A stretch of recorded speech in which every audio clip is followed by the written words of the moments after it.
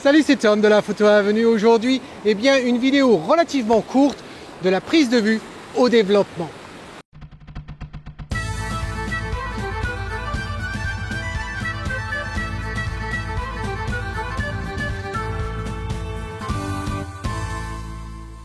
Alors oui, en effet, une vidéo relativement courte à comparer à toutes celles de cette série où je t'amène avec moi sur le terrain et je t'explique comment je conçois la photo, je prends la photo et ensuite comment je la développe après coup. Effectivement, tu reconnais peut-être le lieu. La dernière vidéo que j'ai faite à l'extérieur, c'était ici. On est bien sûr en Écosse, pas très loin d'Édimbourg. Et j'ai fait une vidéo en te parlant du focus bracketing que l'on trouve maintenant sur le Canon EOS R5 et l'EOS R6. Voilà. Et on était allé là-bas, au loin, auprès de la chute d'eau. Seulement au moment où je suis ressorti, je me suis dit pourquoi pas ne regarder cet endroit sous un autre angle avant de partir pour de bon, parce qu'à cause du Covid, je ne vais pas pouvoir être autorisé à venir sur ce comté. Voilà. Alors du coup, j'ai décidé de faire dans cette vidéo. Alors, pourquoi je trouve ce lieu intéressant ici? Tu le vois peut-être pas avec la GoPro parce que ça te donne un tel angle comme ça. Mais en fait, j'arrive à voir le dessus de la chute d'eau. Aussi, j'ai le soleil qui se retrouve plus ou moins, ou du moins, je ne le vois pas le soleil, il est derrière les nuages, mais c'est quand même très lumineux. Et ce qui se passe, c'est que quand tu fais les photos avec la lumière qui vient directement vers toi, c'est quelque chose qu'on emploie beaucoup pour le portrait. En anglais, on parle de flare, et ça nous fait ce voile, ce haze, comme on dit en anglais, qui est vraiment très appréciable. Et on peut utiliser ça également pour le paysage, ça peut être intéressant. Et donc du coup je me suis dit pourquoi pas. Alors il pleut, ça aide également. En plus, petite pro tip comme on dit, petite astuce professionnelle. Si tu as ton filtre ou ton objectif qui est mouillé sur le devant, tu essaies de l'essuyer, tu as passé pas mal de temps à l'extérieur et tous tes torchons, toutes tes serviettes, elles sont toutes mouillées, elles ne vont pas forcément bien l'essuyer. C'est pas si grave que ça peut jouer en ta faveur en créant justement un petit peu d'ambiance. Tu vas quand même avoir de la netteté dans ta photo, mais tu vas avoir une certaine douceur, un peu similaire à ce que l'on faisait dans le passé en mettant un bas sur l'objectif pour faire des portraits. C'est ce qu'on a employé pendant très longtemps. On a aussi employé de la gélatine, des gels qu'on mettait dessus. Tu as aussi la possibilité d'utiliser des sprays que tu peux mettre sur ton objectif qui en fait atténue un petit peu l'image, l'adoucit tout en gardant du piqué là où tu en veux. Et donc là, il se trouve que j'ai essuyé mon matériel, mais bon, j'ai beau avoir le pare-soleil de devant, j'ai quand même de l'eau qui arrive dessus, j'ai mes torchons qui sont complètement mouillés parce que je n'avais pas prévu de faire cette photo. J'avais utilisé mes torchons à la fin, au moment où on s'est quitté, pour essuyer tout mon matériel, pour qu'il soit sec, etc. Moralité, peut-être garder un autre torchon. J'en avais déjà 4, peut-être un 5e pour la prochaine fois, juste au cas où. Donc, j'ai essuyé le devant de l'objectif, j'ai essuyé le devant du polarisant, mais quand même, je dois avouer que ça n'a pas l'air très très net tout ça. Cela dit, je vois le haut de la chute d'eau là-bas, c'est assez intéressant. Je vois cet arbre vraiment qui est sur le dessus que je trouve très intéressant. Et puis ce ciel. Alors ce ciel, on peut toujours le réduire un petit peu. Je me suis dit, ce qui m'intéresse, c'est de voir la prolonger, voir toute cette ligne vers la chute d'eau. Et comme tu peux le voir avec la GoPro, on a plein, en fin de compte, de rochers dans l'eau qui sont plus ou moins gros. Et là, ce que j'aime bien, mais ça nous persème tout ça. Comme tu vas pouvoir voir dans un instant, quand je vais te montrer la photo, une des photos qu'on peut prendre, ce que j'apprécie tout particulièrement, c'est qu'il y a en fait quelques rochers qui sont juste là et qui partent en pointe encore. On retrouve cette idée de triangle comme j'en ai parlé dans l'épisode précédent, et tout ça semble pointer en direction de la chute d'eau là-bas. Voilà. Alors c'est plutôt pas mal. Je vais te montrer ce qu'on obtient maintenant. J'ai mis ma cape, je suis content de pouvoir mettre ma cape. C'est vrai, quand je fais les vidéos, je la mets pas. Quand je suis tout seul, je la mets toujours. Elle me permet de mieux apprécier la luminosité, de mieux voir l'image. Voilà. Mais là, je l'ai mis pour la pluie et pour mieux voir aussi. Alors, si je te montre cette photo-là, telle qu'elle est prise comme ça, là. Voilà. Au niveau des exifs, si tu te demandes, bien que ça s'apparaisse sur l'écran, c'est 1/40e de seconde, f9 et ISO 1250. Alors, comme tu peux te rendre compte, c'est pas un cadrage natif. Non, j'ai choisi en fin de compte, j'ai regardé déjà de plein pied tout l'écran pour voir ce que ça donnait. Et ça me plaisait pas parce que malheureusement j'ai ce rocher qui est devant. Si je le... je vais te montrer ça. Je repasse en entier, voilà. Regarde, je prends le même cadrage. Voilà ce que ça donne. Tu vois le deuxième rocher que j'ai devant moi, et bien qui apparaît sur le devant. Et ça ne me plaît pas. Aussi, tu remarqueras qu'on a une marche qui est plus ou moins au même niveau. Et donc, du coup, c'est sombre sur le devant. Ça nous fait quelque chose de contrasté par rapport au reste. Et donc, du coup, je regarde cet endroit-là. Et j'ai pas envie qu'on regarde à cet endroit-là. Donc, cette partie-là ne m'intéresse pas. Ce qui m'intéresse, c'est juste derrière ces rochers que tu peux voir sur la droite. Sur celui qu'on a à gauche également, tout ça, ça a l'air de pointer. Alors, c'est vrai qu'on a ce gros rocher là-bas qui a l'air de nous bloquer un petit peu la vue. Mais heureusement, comme on est un petit peu surélevé, eh bien ça passe. Au niveau de la focale, je suis à 70. J'utilise le R5 bien sûr, j'utilise le 28-70 ici. Donc je suis au maximum de ce que je peux faire. Alors au niveau du ciel comme ça, eh bien c'est pas si mal effectivement. Donc on pourrait se dire que pourquoi pas utiliser, repasser d'ailleurs. Et si tu te demandes en carré ce que ça donne, alors je vais la faire en carré comme ça. Hop, je ne l'ai pas sélectionné. En carré. Le problème du carré, c'est que bon, ça fonctionne. Je la prends comme ça. Ça fonctionne. J'ai plus du tout mes rochers là qui me mettaient en pointe. Et bon, c'est pas l'arbre au loin. Eh bien, je trouve qu'il perd.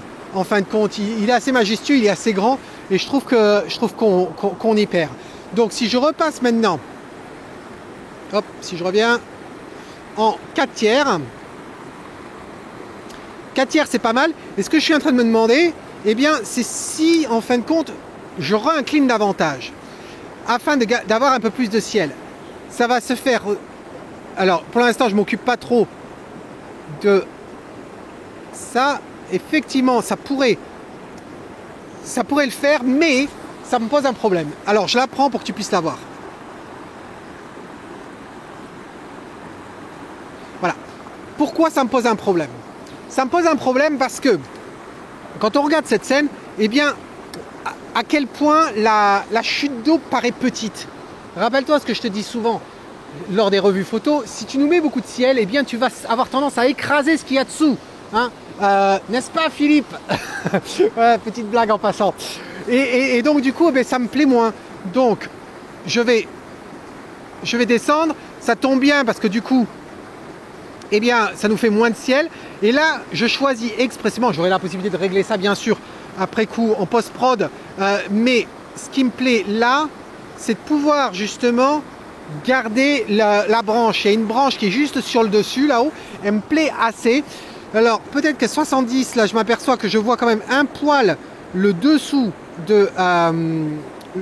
du rocher, donc je vais remonter juste un poil, voilà, comme ceci, quitte à recadrer un poil au final. La mise au point, eh bien, je dois dire, les rochers qui sont là, ils sont quand même relativement loin. Ils sont peut-être à 6 mètres de là. Tout au loin là-bas, c'est extrêmement loin. Du coup, je me dis, faire la mise au point sur les rochers juste avant le gros rocher qui est au centre, ça devrait le faire. Pour pouvoir vérifier, pour aller assez rapidement, je vais mettre en manuel, comme ceci. Je fais d'abord, j'appuie sur, petite astuce, tu peux aussi appuyer l'autofocus, il a fait la mise au point. Maintenant, je pose en manuel et je regarde en fin de compte l'effet que ça a avec le focus picking. Il faut que je te fasse une vidéo sur le focus picking et j'appuie sur le bouton. Et là, je m'aperçois que effectivement, j'ai de la netteté partout. Il n'y a pas de souci. Donc, l'avantage, alors je vais repasser retirer le manuel pour pouvoir mieux voir sans le focus picking. L'avantage de pouvoir faire la mise au point là-bas en étant à f9, c'est que ça m'a permis d'économiser les ISO. Je suis à 1/40e de seconde. Si on fait cette photo, voilà ce qu'on obtient. Regardons de près le mouvement dans l'eau. Ben, le mouvement dans l'eau, autant au loin, c'est pas si mal que ça, que devant, eh bien, j'ai presque envie, à cause des gouttes d'eau, ça me fait des sortes de taches dans l'eau. J'ai envie de faire un petit peu plus loin, un petit peu plus long. Par contre, je vérifie et ce que je m'aperçois, malgré ce que me disait le focus picking, eh bien à f9, le devant,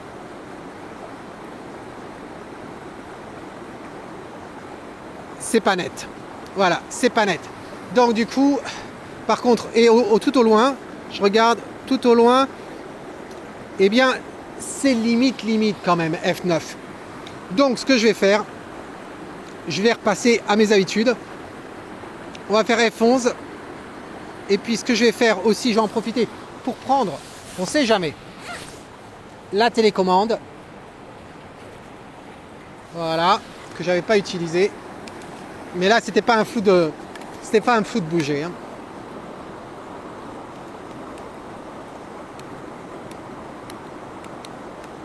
Allez, si j'arrive à le trouver. Ah bah il était déjà ouvert. J'ai essayé de retirer le cache de la prise et en fait il était déjà ouvert.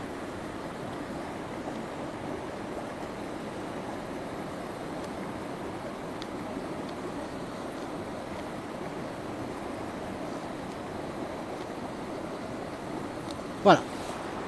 Ça. Au niveau de la luminosité, c'est quand même très sombre hein, tout ça. C'est quand même très sombre. Ça s'est assombri je pense. Donc on va... Non. Non Tom, tu es idiot. Pourquoi ça s'est assombri? J'étais à F9, je suis passé à F11. Voilà, aussi simple que ça. Donc il y a 3 tiers d'arrêt. C'est pour ça que c'est un petit peu plus sombre. Donc, 40e de seconde. Je passe à 1,25e. Je regarde. Mon histogramme est plutôt bien. L'illumination au total a l'air d'être bonne. Allez, on prend la même photo. Par contre, la mise au point, elle a bougé. Alors, je vais la refaire ici. Voilà. Et c'est parti. Regardons ce que ça donne. Si je compare avant-après, et ça peut venir aussi, le perte de netteté, ça peut venir de ce que je te disais tout à l'heure, avec le fait d'avoir essuyé et de ne pas avoir la meilleure netteté possible. Hein. Ça peut être ça.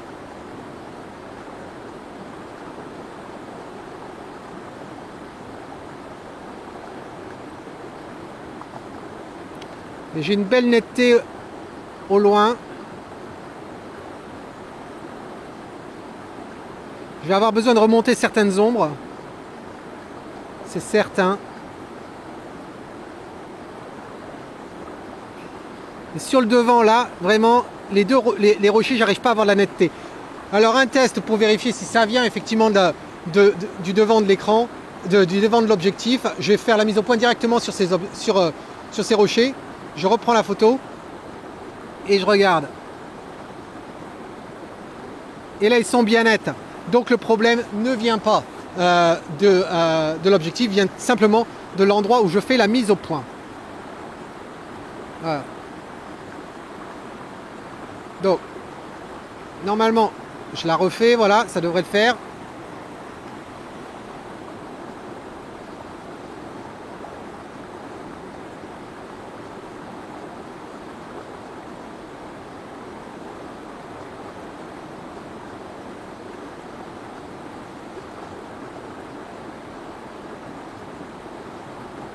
C'est drôlement bien.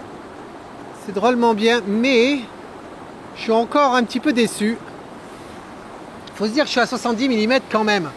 Je suis un petit peu déçu du devant. Ça veut dire quoi?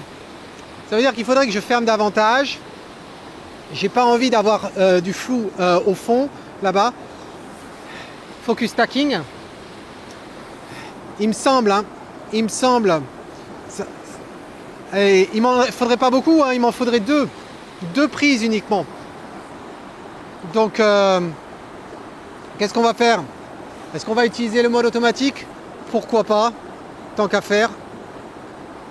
Allez, on va recréer très vite fait on va créer un nouveau répertoire.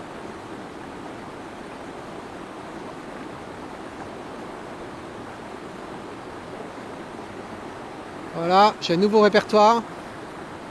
Et là, cette fois-ci, je m'arrange à mettre la mise au point correctement sur ça. Alors, j'en profite, je suis à F11.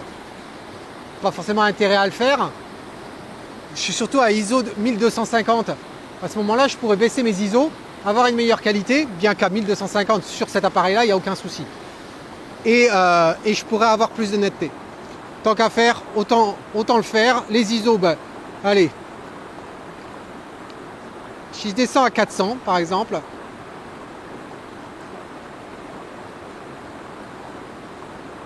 Voilà. Et je suis à f6.3. Ça devrait aller. Je vais le laisser comme ça. Voilà. 6.3.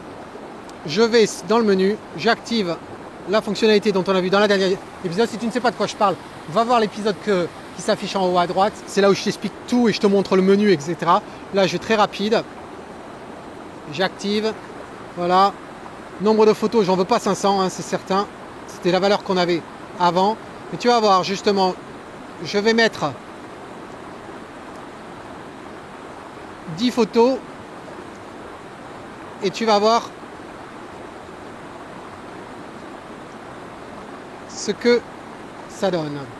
Voilà, actif et mise au point. Voilà. Je fais la mise au point encore une fois et je lance. Voilà. Je vérifie ce qu'on obtient.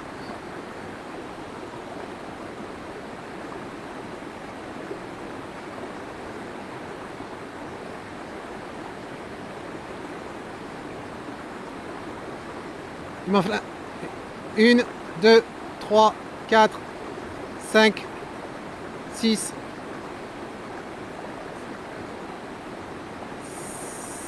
J'ai l'impression. Je ne sais pas exactement le nombre qu'il m'a fait. On verra ça une fois l'ordinateur dans le répertoire. Ça sera plus facile de juger. Au niveau de la vitesse, je vais regarder la vitesse que ça donne dans l'eau. Au loin. Au loin, c'est plutôt pas si mal que ça.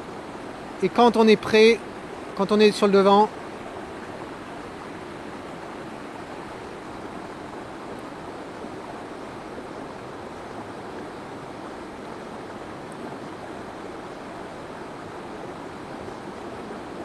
c'est pas si mal que ça. Voilà.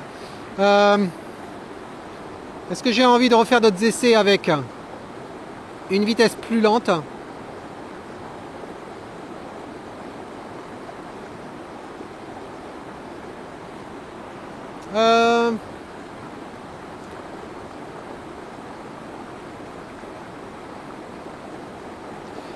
Alors je dois dire, c'est une des difficultés. Hein. C'est une des difficultés justement quand tu veux utiliser cette technique de stacking, de faire le jugement de la vitesse. Je te conseille de faire le jugement de la vitesse avant de te lancer dans le stacking plutôt que de le faire après coup comme ceci. Voilà. Ce qui n'est pas forcément l'idéal. Mais non, la vitesse ça pourrait aller. On va essayer de descendre quand même. Alors j'étais à ISO 400. Passons à ISO 100. Et au niveau de la valeur, ça nous fait donc 2 arrêts. Eh bien, j'étais à 1/25e de seconde.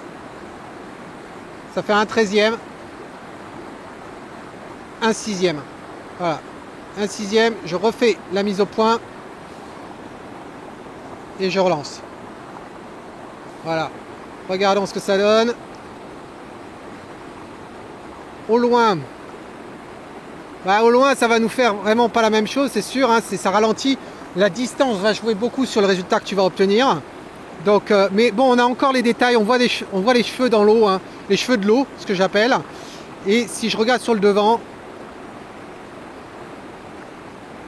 eh bien, c'est peut-être mieux en fin de compte. C'est peut-être mieux quand je le compare à ce que j'avais avant. C'est un petit peu plus doux en fin de compte. C'est un petit peu plus doux. On a quand même les cheveux de l'eau. Ça me va assez, voilà. Donc, ce que je vais faire, je vais plier les bagages. Et cette fois, c'est pour de bon. Je ne vais pas faire un 3e épisode ici, à moins que j'en fasse un peu plus haut. Mais je trouve ça plutôt pas mal, ce qu'on a là. Est-ce que ça me paraît un peu moins clair que ce qu'on avait tout à l'heure? Je regarde les ISO. Ça va aller. La vision que j'ai pour le développement, c'est de faire quelque chose un peu moins orangé, chaud qu'il y a là, hein, au niveau de la tonalité. D'ailleurs, ce que je vais faire, c'est que, allez, juste pour le fun, je vais changer la balance des blancs. Juste pour voir. Des fois, ça peut être intéressant, hein, de de jouer avec la valeur des blancs. Alors, regardez, non, on va pas être à 4000. 4000, c'est plutôt... On y arrive. 5001. 5003. J'ai pas envie d'aller trop non plus. C'est sûr que si j'avais fait la mise au point, ça aurait été un petit peu mieux. Hop, je reviens. Ça me permet de mieux juger. J'ai envie d'avoir un ton quand même un petit peu hivernal, sans perdre les oranges. On ferait ça en développement, hein, mais bon, c'est juste l'idée de l'avoir comme ça, là, de me faire une idée. Voilà, je pense que 5800, ça me paraît plutôt bien pour ce que je veux faire. Je veux voir quelque chose d'assez relativement désaturé, peut-être rajouter un voile ou quelque chose du brouillard. Et je pense que ça pourrait être, sympa. Donc je refais la mise au point et c'est parti. Je regarde ce que ça donne. Je pense que c'est un petit peu mieux. Il n'y a pas une grosse différence, mais c'est pas si mal que ça. C'est pas si mal que ça. C'est bizarre parce que la notion que j'ai de très lumineux, etc., j'ai pas forcément ça dans la photo ici à l'écran. Mais bon, c'est rattrapable de toute façon, quel qu'il en soit. J'ai pas les ombres sont pas très sombres. Hein. Je suis assez loin au niveau de l'histogramme de la gauche, donc ça devrait aller. Écoute, je pense que ça suffit pour le terrain. On va aller au studio, on va voir ce que ça donne, comment on développe pas ça, pardon, et est-ce que ça vaut le coup. Pour toi, c'est immédiat. Pour moi, eh bien, c'est dans quelques heures. Allez, à tout de suite. Alors nous voilà enfin au studio, au show. J'espère que tu as apprécié la première partie de cette vidéo. Maintenant, je te propose de regarder ensemble les clichés qu'on a, ou du moins certains des clichés qu'on a pris ensemble durant cette première partie. Ça se passe bien sûr dans Lightroom. Alors, regarde. Comme tu peux voir en bas dans le film strip, on a des photos qui sont marquées en rouge, d'autres en bleu, d'autres en vert. Tout simplement parce qu'on a fait en fin de compte 3 focus bracketing automatiques. Et voilà à quoi ça correspond. Alors, si on regarde le premier par exemple, eh bien la première photo ici, si on zoome dessus, tu vas t'apercevoir que, bon, là on est hors champ sur la première, au niveau du devant de l'écran. Par contre, ensuite, la véritable qui nous intéresse, c'est celle-ci. Alors, ce qui est intéressant, c'est que tu te rappelles, au moment où j'ai programmé, en fin de compte, paramétré le focus bracketing, je t'ai dit, bon, il n'y en a pas besoin de 500, de toute façon, il ne va pas en prendre 500 de toute façon, mais je vais mettre 10 et on verra combien il en a pris. Eh bien, en fait, combien il en a pris, c'est très simple, il en a pris 6. Voilà, 6. Mais comme on avait vu dans la première vidéo, la vidéo de précédemment, eh bien, tous les clichés ne sont pas intéressants. Donc, le premier n'était pas intéressant. Le deuxième, là, il est intéressant, comme tu peux voir, il nous prend en fin de compte le devant, là c'est rocher. Petit à petit, on s'aperçoit qu'on tombe hors champ ici au niveau de l'eau. Donc c'est là qu'intervient le deuxième cliché. Tu vois, il faut, hop, je vais le redescendre un peu pour qu'on le voie. Donc là, tu t'aperçois que, oui, le devant de la scène, lui, il est flou, mais là, ces rochers-là au centre, eh bien, sont bien nets. On continue à monter. Et petit à petit, on va arriver ici. Et là, on s'aperçoit que la chute d'eau n'est pas si nette que ça. C'est là que vient la troisième photo. Le troisième cliché, le voici. Et puis ensuite, on a 2 autres clichés qui vont bien au-delà et qui ne servent strictement à rien. Comme tu peux voir, on est beaucoup trop hors champ et l'autre encore plus. Alors, si tu te rappelles bien, on avait fait cette première série et puis ensuite, eh bien, j'avais décidé de changer en fin de compte la vitesse parce que celle-ci, cette version-là, je l'ai faite à 1/25e de seconde. Mais tu te rappelles, après, j'ai voulu changer. Et en changeant, eh bien, on est passé à combien? On est passé à 1/6e de seconde. Je voulais une meilleure fluidité, en fin de compte, dans l'image. D'ailleurs, regardons exactement ce que je voulais dire. Si on regarde cette partie-là, là, tu vois, l'eau, je trouvais que, bon, il y avait du mouvement, c'était bien, c'était fluide un petit peu ici, mais là, je n'étais pas fan, en fin de compte, de ce mouvement qu'on avait ici. Et donc, le fait de ralentir un petit peu, bon, pas de beaucoup, hein, de 2 arrêts, eh bien, voici ce que l'on obtient ici. Voilà.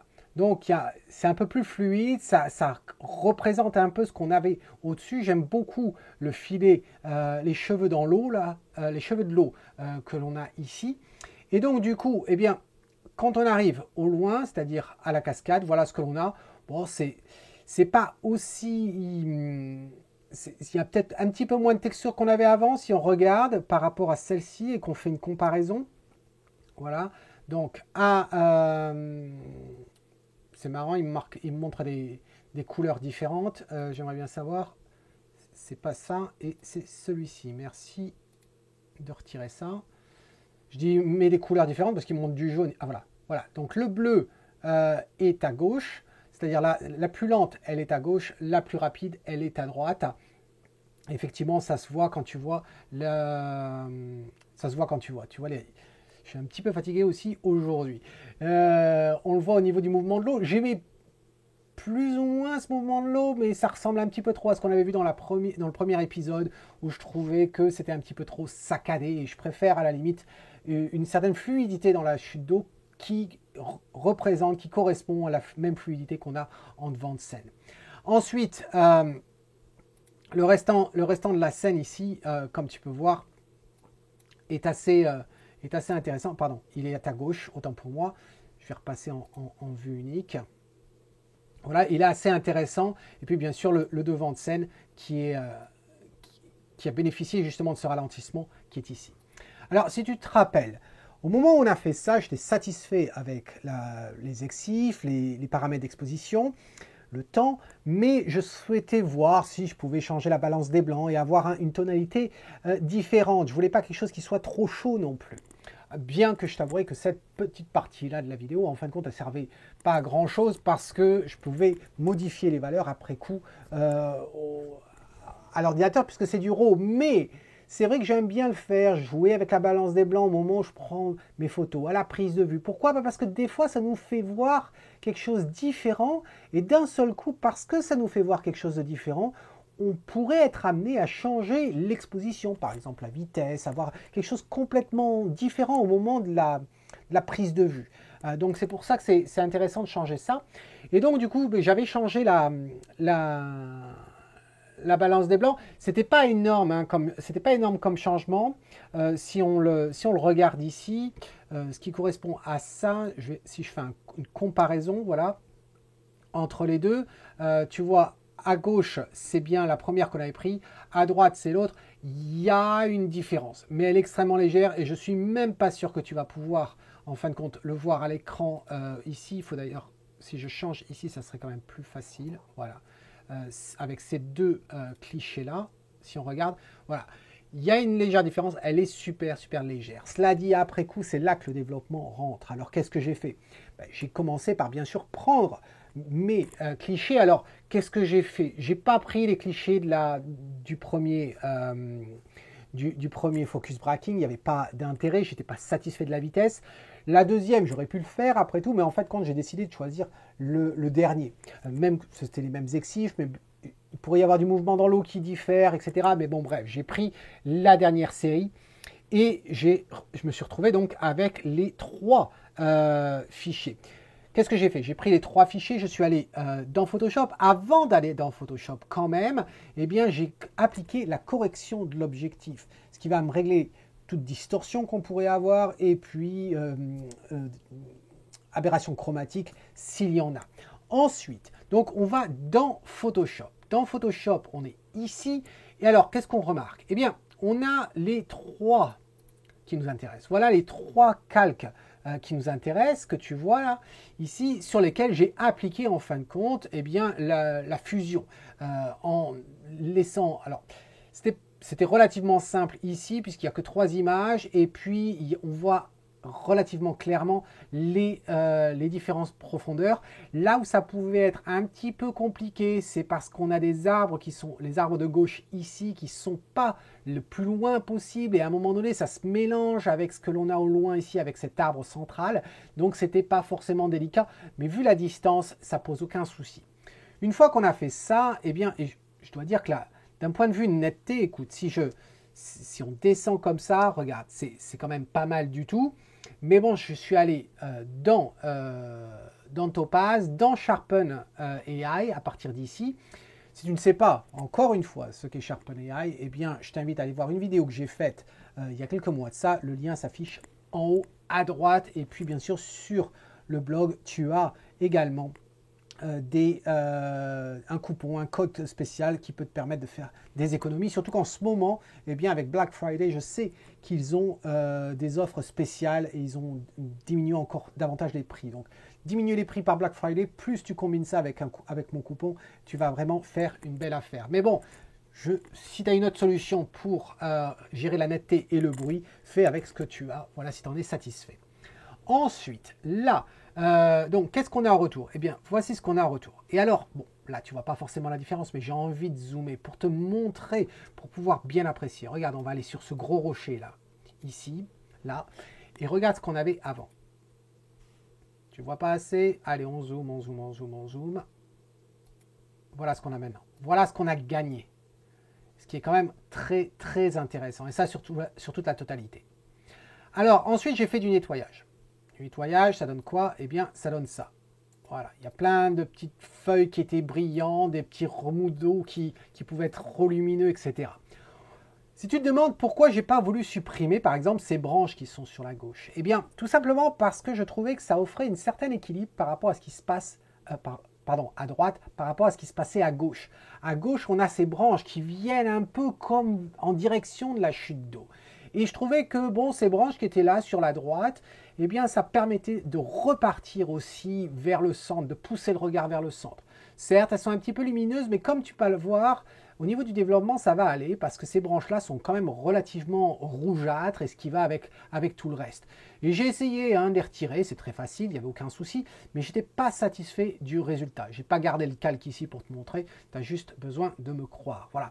Donc ensuite, une fois que j'ai fait ça, eh bien, on est dans Lightroom. Alors, regardons justement dans Lightroom ce que ça donne. Hop, et au sortir de Photoshop, eh bien, on a ça. Voilà.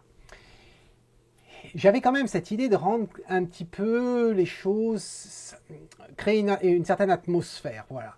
Ici, un peu désaturé, mais avec des tons un peu diminués. Voilà. Et une luminosité avec peut-être un certain voile, une ambiance, quoi. Et du coup, je vais te montrer le résultat final et puis je vais te montrer petit à petit parce que si je le fais juste comme ça, comme je suis revenu à droite et à gauche, autant quitte de te montrer le résultat. Voilà ce que l'on obtient.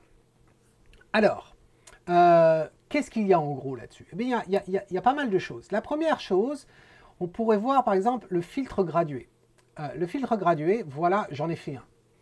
Qu'est-ce que j'ai mis dans ce filtre gradué? Eh bien, tout simplement les ombres. Alors, non, pas les ombres, autant pour moi. Je l'aurais activé. Il est où ce filtre? Il est ici. Voilà. J'ai simplement l'anti-voile. Eh bien, je suis allé dans le négatif, ce qui m'a créé en fin de compte ce voile en haut.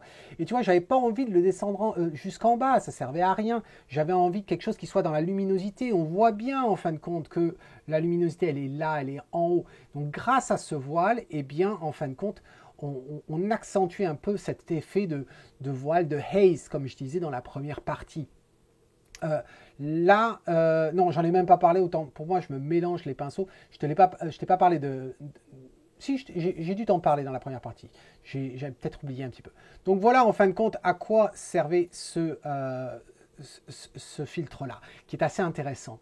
Ensuite, qu'est-ce que j'ai fait? J'ai voulu accentuer les choses ici et j'ai utilisé... Alors, j'ai d'abord utilisé celui-ci. Celui-ci, eh bien, en fin de compte, comme tu peux voir, j'ai augmenté les blancs.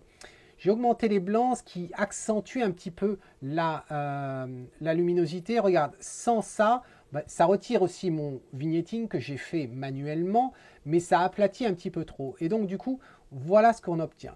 Celui-ci, eh bien, c'est mon vignettage, en fin de compte, manuel. Pourquoi j'ai fait ça? Parce que j'avais pas envie, si je réglais le vignettage avec l'outil qu'on a dans Lightroom, j'avais pas envie en fin de compte qu'il m'assombrisse cette partie-là juste au-dessus, puisque c'est de là que vient la lumière. Donc c'est pour ça que le filtre radial fonctionne très bien ici, l'exposition j'ai réduite, et puis j'ai baissé ça, et puis ça suffit. Donc voilà pour les filtres radiales, c'est tout ce qu'il y a. Ensuite, il y a la brosse, c'est vraiment l'outil principal et comme tu peux voir, j'en ai utilisé pas mal, mais principalement pour toujours les mêmes choses en fin de compte. Regarde, si je désactive les brosses, voilà ce qu'on a.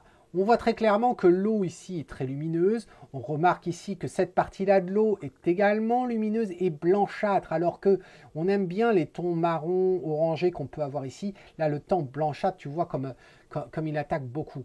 Et donc, du coup, eh bien, ce que j'ai voulu faire, c'est simplement d'appliquer cette brosse-là pour changer, par exemple, ici, l'eau. Alors, qu'est-ce que j'ai fait? Tu peux voir, j'ai baissé les hautes lumières et j'ai augmenté la température à 13, qui m'a rajouté un petit peu un ton orangé là-dedans. Ici, je trouvais que le blanc était encore, j'ai diminué les blancs, j'ai diminué les hautes lumières et j'ai augmenté aussi la température, ce qui m'a permis d'obtenir en fin de compte un équilibrage et un équilibre entre ce que l'on a là et ce que l'on a à côté et que ce ne soit pas trop visible non plus. Ensuite, on a par exemple celle-ci ici. Là, c'était simplement pour faire récupérer un petit peu d'informations. Donc les hautes lumières, je les ai augmentées un petit peu, les blancs également, et un petit peu de clarté, ça fait toujours du bien. Regarde sur les rochers, tu vois, si on l'avait désactivé, tu vois à quel point, bon, il n'y a pas beaucoup d'écart, mais ça aide un petit peu, voilà. Donc je reviens en arrière, on en est ici. Les autres brosses, qu'est-ce qu'on a? L'autre brosse ici, eh bien, c'était pour récupérer, en fin de compte, certains contrastes dans les fentes. Il y avait certaines fentes, en fin de compte, entre les rochers. On va le voir ici, regarde. Tu vois, là, eh bien, en fin de compte, je suis passé avec la brosse ici pour donner un petit peu de relief. Celle qui est ici, elle m'a uniquement, en fin de compte, servi. Alors, hop, je change de vue. Celle-ci, c'est pour la luminosité. Tu vois, les hautes lumières, je les ai descendues. Voilà, c'est tout ce qu'il y a à cet endroit-là. Celle qui est là, c'est simplement parce que à cause de mon filtre radial et à cause de mon exposition que j'ai augmenté globalement, comme tu peux le voir dessous, je suis augmenté à plus 55, donc la moitié d'un stop. Eh bien, j'avais un petit peu de trop lumineux, voire cramé ici, donc j'ai pu récupérer à cet endroit-là et puis un petit peu dans le ciel. Voilà. Mais ensuite, ici, là, c'était vraiment pas obligatoire, mais en fin de compte, ce que l'on a, eh bien, c'est de l'ombre à cet endroit-là que je trouvais un petit peu trop visible. Voilà, donc la chose que j'ai fait, c'est d'augmenter un petit peu, d'éclairer les ombres. Qu'est-ce qu'on a d'autre? Ensuite, quelque chose qui a été intéressant et vraiment donné la tonalité à toute cette photo, c'est ici. Alors, je vais dézoomer pour que tu comprennes un peu mieux. Voilà ce qui est appliqué. Alors on pourrait croire que ça s'applique partout, mais en réalité, ce n'est pas le cas. J'ai utilisé la broche, j'ai appliqué vraiment partout, sauf sur l'eau. Voilà. Et sauf sur la partie basse. Et ensuite, j'ai utilisé un masque de gammage basé sur la couleur et j'ai pris une lecture. Et la lecture, tu peux le voir, elle est ici. Alors qu'est-ce qu'il y a à cet endroit-là, justement? Eh bien, c'était le ton rougeâtre, orangé le ton orangé, j'ai pris sur une feuille. Et j'avais envie de le ressortir davantage. Voilà. Si je désactive ce que l'on a, tu peux t'apercevoir à quel point c'est un petit peu fade. Le orange, le rougeâtre, il disparaît un peu avec le reste du vert. Voilà.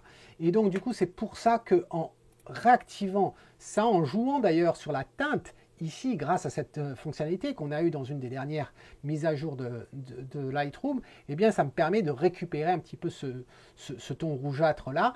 Bien sûr, il a fallu que je joue ensuite avec le niveau, en fin de compte, de variation au niveau de cette couleur-là. Et c'est là que j'ai joué là-dessus. Voilà, en gros, c'est tout ce que j'ai fait sur cette photo. Il y a pas mal de travail de fait quand même au niveau de la colorimétrie, mais je trouve qu'elle offre une certaine ambiance. Voilà. Je vais te la faire apparaître maintenant en dégradé, comme ça tu peux le voir proprement, la netteté de cette photo et les différents tons, voilà, pour que tu puisses un peu mieux apprécier. Alors, une fois qu'on en arrive là, est-ce que je suis allé plus loin? Est-ce que je me suis arrêté là? Ben non, bien entendu que je ne me suis pas arrêté là. Et ça m'a demandé quand même, je dois t'avouer, ça m'a demandé deux passages à l'imprimante. Pourquoi? Parce que, en fin de compte, dans la première version de l'image, c'était quasiment ce que tu viens de voir là, mais en fin de compte, la photo, je me suis aperçu qu'elle était un petit peu plate. Elle était un petit peu plate, pas à l'écran, mais à l'impression. Et je me suis demandé, mais qu'est-ce que je peux faire? Et c'est pas à voir avec l'épreuvage, etc. Pour ceux qui se posent la question, c'était pas à ce niveau-là. C'était vraiment un manque de luminosité. On le voyait d'ailleurs sur l'histogramme. Hein. L'histogramme était relativement sombre. Je vais te remontrer l'histogramme avant l'augmentation d'exposition. Voilà. J'avais imprimé cette version-là que tu vois à l'écran. Et qu'est-ce que ça donnait? Eh bien, ça donnait ça. Qui est absolument pas mal du tout. Hein, qui est pas mal du tout, mais je trouvais ça un petit peu plat. Voilà.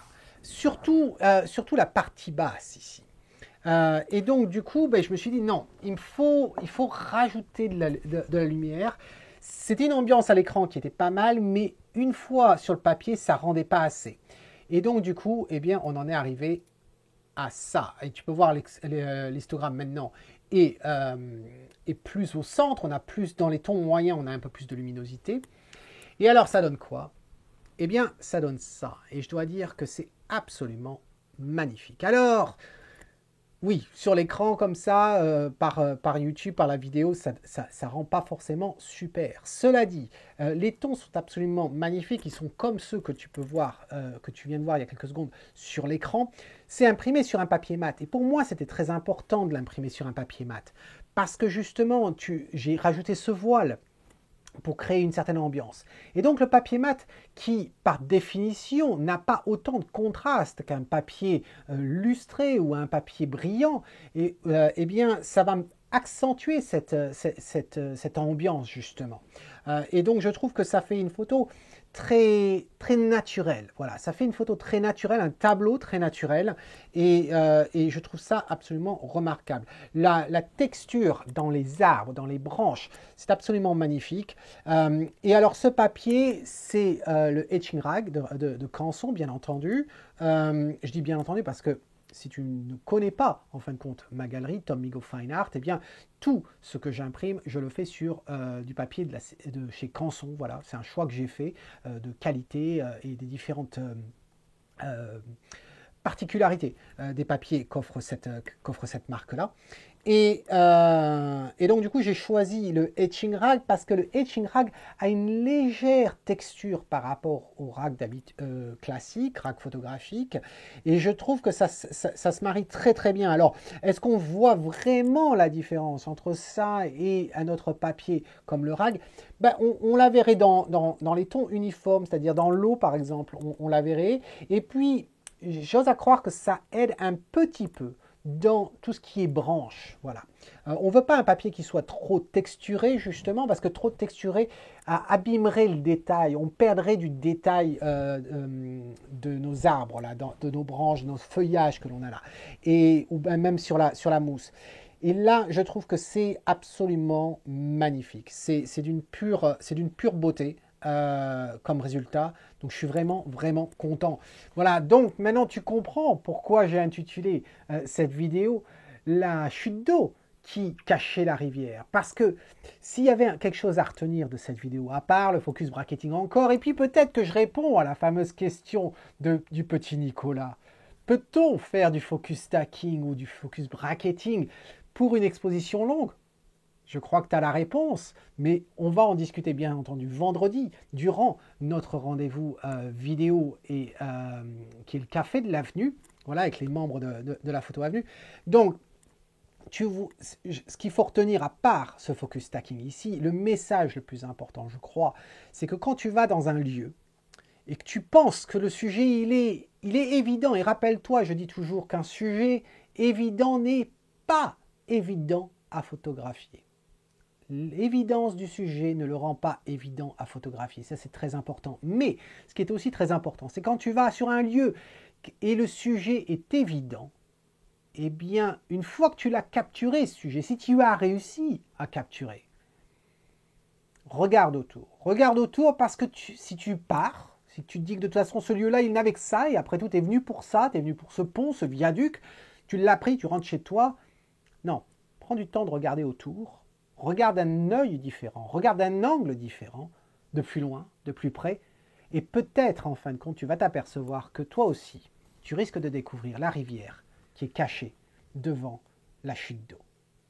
Voilà. En attendant, eh bien, c'est Tom qui te dit, si tu aimes ce que tu vois, capture-le. N'oublie pas de mettre un pouce sous la vidéo si tu as apprécié. Mets-moi un commentaire, tu sais que j'adore ça. Et en attendant, eh bien, cet homme qui te dit si tu aimes ce que tu vois, je le répète, capture-le et prends soin de toi. Cheers!